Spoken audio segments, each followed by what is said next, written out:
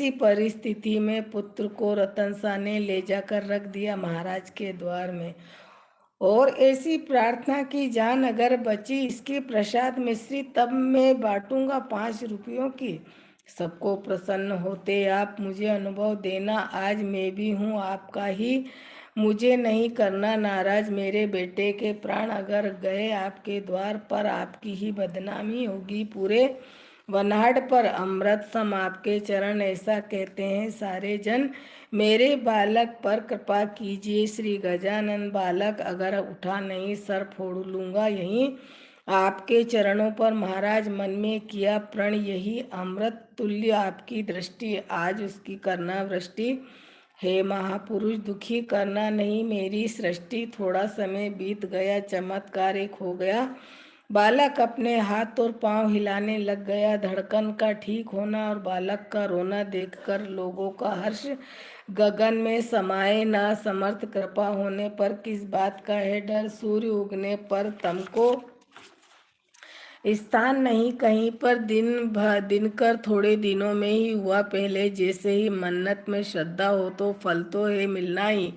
दादा कोलटकर का पुत्र राजा नाम का अनमोल, संत कृपा से प्रसाद समर्थ का, कन्या रामचंद्र पाटिल की चंद्रभागा नाम की, लाडे गांव ससुराल जिसका थी 18 साल की यह थी जब गर्भवती, प्रसंग आया दुर्धर अति, प्रसूति में कसौटी का सामना करती स्त्री जाति। चंद्रभागा को लाए थे लाडे गांव से मायके, प्रसूति के ही लिए अनुसार रीति रिवाज के। कठिनाई से प्रसूति हो तो गई थी उसकी, लेकिन बाद में उसके पीछे पड़ गई पीड़ा ज्वर की। उसको था नव ज्वर, थक गए सारे डॉक्टर, पाटिल ने इलाज में रखी न कोई भी कसर।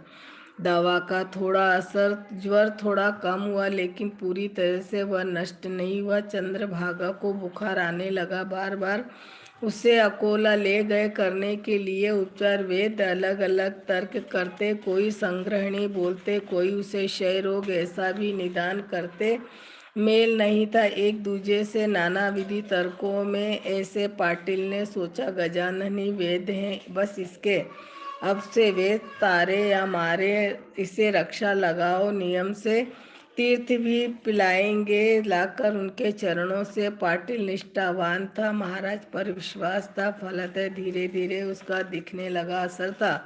उठ न सकती थी बिस्तर में, पैदल पहुंची दर्शन करने महाराज के मठ तक। इतनी शक्ति उस भस्म में, जिसका मन निष्ठावंत प्रसन्न, उस पर भगवंत उपास्य पद में भाव रखना। उपासक ने निशंक रामचंद्र की थी अंगना, जानकाबाई सुलक्षणा, कौन या मुक्त हुआ देव योग भोगे, बिना छोड़े नहीं रोग वात का पीछा। जानकाबाई का कहीं उपाय मिले नहीं उसके पेट दर्द का, वात औषधि से दबता पुनः पूर्ववत होता, नित्य नियम से ऐसा क्रम जारी ही रहता।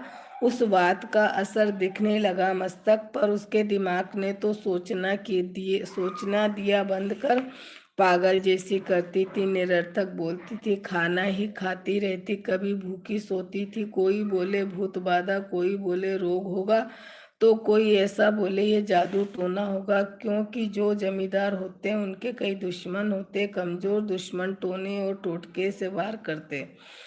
दवा से इलाज किए, जानकार भी बुलवाए, जानकाबाई के हाथ में ताबीज भी बंधवाए। पाटिल था धनवान बड़ा, उस पर संकट आन पड़ा, अतः दाम्भिकों का वहां मानो हुजूम हुआ खड़ा। संचार का ढोंग करे, पागलपन का निदान करे, लालच से कोई भी पाटिल को कुछ भी कहे। बेचारे ने सब कुछ किया, पत्नी को नहीं गुण आया। अंत में उसने फिर ऐसा मन में विचार पक्का किया, वेद अब भी श्री गजानन, जानकार भी गजानन, जो उचित लगे करेंगे देव ऋषि अब गजानन। मेरी पत्नी बहू उनकी यही भावना मेरे मन की, अब जरूरत नहीं हमें अन्य किसी इलाज की। फिर पत्नी को कहा उसने, प्रातः स्नान के बाद मठ में जाकर रोज समाधि की लगो परिक्रमा करने। पति ने जो आदेश दिया पत्नी ने मान लिया। समाधि की परिक्रमा करना उसने शुरू किया, नियम व्यर्थ नहीं गया। महाराज को आई दया, उसके शरीर से वात पूर्णतया निकल गया। सेवा निष्फल नहीं होती सच्चे महान संतों की, लेकिन पूर्ण निष्ठा वहाँ असंभव होती मानव की। महाराज के बाद गद्दी के बाला भाऊ वारिस थे। कुछ थोड़े चमत्कार इनके भी वहाँ हुए।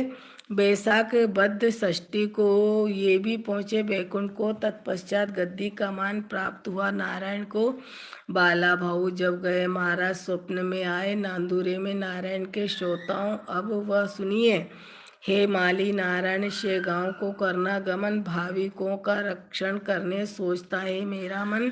ऐसा स्वप्न में कहकर महाराज गए निकल। तब से नारायण महाराज रहने लगे शेगांव आकर।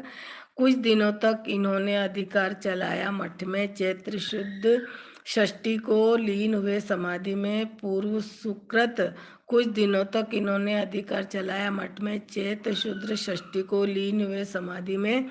पूर्व सुकृत के बिन कहीं संत सेवा होती नहीं। संत सेवा से मिलने वाले पुण्य की है गिनती नहीं।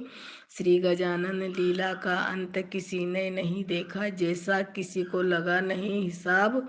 गगन के तारों का मैं तो हूँ अज्ञानी पामर, बुद्धि नहीं मुझ में कण भर। एक मुख से कैसे बयान कर सकता हूँ लीला सागर। कहलवाया जो उन्होंने वही वही कहा मैंने। लेखनी ने अक्षर तो लिखे पर वह सामर्थ्य नहीं उसमें। लेखनी होती हाथ में जिसके, अक्षर होते वश में उसके।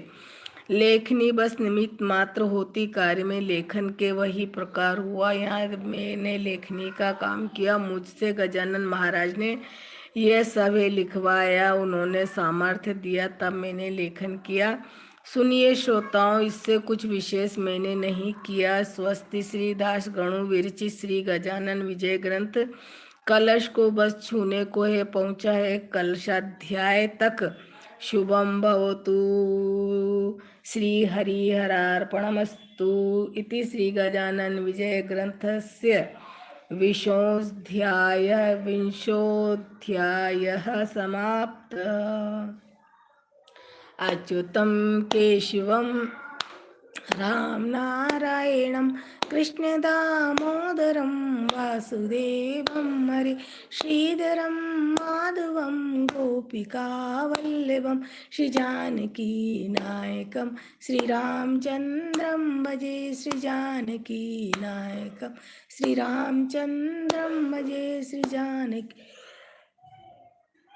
नायकम श्री रामचंद्रम भजे। बोलो श्री गजानन महाराज की जय। हरे राम राम राम हरे हरे, हरे कृष्णा कृष्णा कृष्णा हरे हरे, हरे राम राम राम हरे हरे, हरे कृष्णा कृष्णा कृष्णा हरे हरे, हरे राम राम राम हरे हरे, हरे कृष्णा कृष्णा कृष्णा हरे हरे।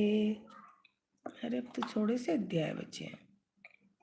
21 अध्याय तक ही शायद 21। हाँ 21 अध्याय है, कल आखिरी है लगता ही है। जय गजानन गण गण गायक जय गजानन। अन्न के पूजक चिलम धारक जीवन रक्षक जय गजानन। दम्भ विरोधक अल्प अनलोत्पादक वंशत पूजक जय गजानन। कूप जलदायक भक्ति परीक्षक योग प्रचारक जय गजानन। गीतोपदेशक अश्व सुधारक समर्थ रूपक जय गजानन। गाय के रक्षक भक्तोद्धारक काक सहायक जय गजानन। आम्र पल्लव रोग निवारक नौका तारक जय गजानन। पादुका प्रसारक दिगंबर पावक विठ्ठल रूपक जय गजानन। समाधि धारक आशीष वर्धक अग संहारक जय गजानन। जय गजानन जय गजानन जय गजानन जय गजानन। जय श्री गजानन। पुष्पांजलि करते अर्पण, चढ़ाते हम हल्दी कुमकुम मुक्षदा सुगंधित सुमन दुर्वा दुकुर संग बिल्वपत्र 3 नैवेद्य में भाकरी बेसन। अशांत अधीर चंचल ये मन, चंचलता का कीजिए शमन। होगा धन्य प्रभु ये जीवन, सर पर हाथ जो हो आजीवन। सदा शुद्ध हो अंतःकरण, सदा शुद्ध ही हो आचरण। जीवन का जो अंतिम हो क्षण, तब भी करें हम आपका स्मरण। जय श्री गजानन, जय श्री गजानन, जय श्री गजानन महाराज की जय। गाय जय श्री कृष्णा, गाय जय श्री कृष्णा। कुछ बोलिए, कुछ मैं अपना सुनाऊंगी, कुछ आप अपना बोलिए, कुछ तो बोलिए। कब आओगे सब लोग मेरी लाइव में? मैं आपको अच्छी नहीं लगती? तभी तो नहीं आते हो आप लोग। आइए ना मेरी लाइव में, बहुत मजे आएंगे, खूब मजे आएंगे, अच्छी अच्छी बातें करेंगे। श्री राधे श्री राधे श्री राधे श्री राधे। अब विजय ग्रंथ बस कल आखिरी है, इसमें 21 अध्याय है। उसके बाद आप जो बोलोगे मैं वही शुरू करूँगी। आप बोलोगे रामायण शुरू करो तो मैं रामायण पढ़ना शुरू करूँगी। आप बोलोगे कि श्रीमद् भागवत सुनाओ तो मैं श्रीमद् गीता तो मैं वो सुनाऊंगी। अगर आप कहोगे कि सुख सागर सुनाओ, मतलब श्रीमद् भागवत जिसमें कृष्ण लीला है, अजामिल की कथा है, गोपियों का उद्धार कैसे हुआ, और वो जो उद्धव थे वो कैसे आए गोपियों के समीप, जब भगवान कृष्ण मथुरा श्री वृंदावन छोड़कर जब मथुरा गए, मथुरा के बाद फिर द्वारका गए, तो गोपियों का कैसे विछोह हुआ, राधा से कैसे भगवान दूर गए, ये सब बाल लीलाएं सब इसमें आएंगी श्रीमद् भागवत सुख सागर में। तो गाइज आप लोग बताना आपको क्या सुनना है, तो मैं डेली वो ही पढ़ूंगी और मैं डेली लाइव भी आऊँगी। और जय Shri Krishna, Radhe Radhe, good night, God bless you सबको। छठ महापर्व की बहुत बहुत शुभकामनाएं। माता छठ माई सबको खूब सुखी करे, सबको खूब भरपूर आनंद दे। माता सबको स्वस्थ रखे, मस्त रखे, व्यस्त रखे, किसी को किसी चीज़ की कोई कमी ना रहे। सब चीज़ से, सब धन धान्य से, सोना चांदी से, मोती मूंगा से, सब प्रकार से सब संपन्न रहे, किसी को किसी चीज़ की कोई कमी ना रहे। जय श्री कृष्णा, राधे राधे, राधे राधे।